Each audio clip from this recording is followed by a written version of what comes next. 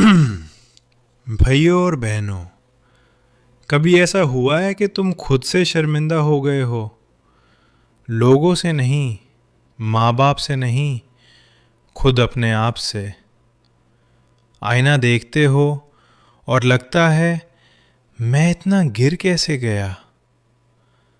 نماز کا وقت ہوتا ہے لیکن ہمت نہیں ہوتی سجدے میں جانے کی، کیونکہ دل کہتا ہے تو منہ دکھانے کے لائق ہی نہیں رہا۔ آج کا یہ بیان اسی دل کے لیے ہے۔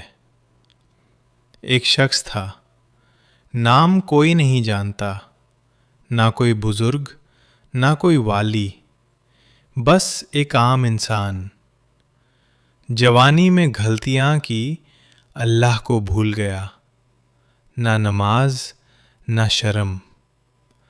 وقت گزارتا گیا، گناہ عادت بن گئے اور عادت فطرت۔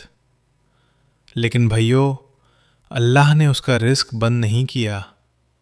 سانس چلتی رہی، دل دھڑکتا رہا، اور یہی اللہ کا سب سے بڑا احسان ہوتا ہے، محنت۔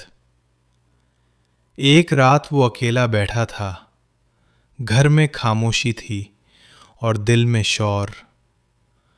اچانک کسی کی موت کی خبر سنی، عمر بھی اسی جتنی تھی۔ اس وقت پہلی بار اس نے سوچا، کل میری باری ہوئی تو میں کیا لے کر جاؤں گا؟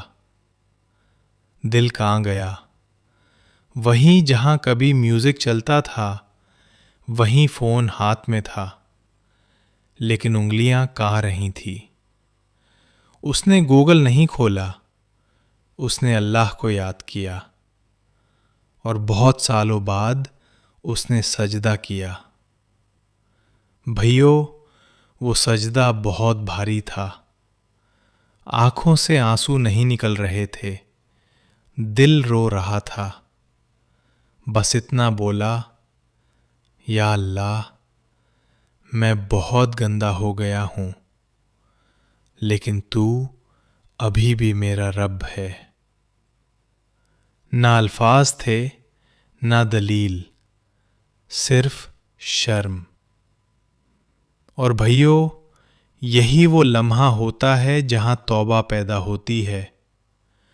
رسول اللہ صلی اللہ علیہ وسلم نے فرمایا، اللہ اپنے بندے کی توبہ پر اس شخص سے زیادہ خوش ہوتا ہے جو ریگستان میں اپنا اونٹ کھو کر پھر پالے۔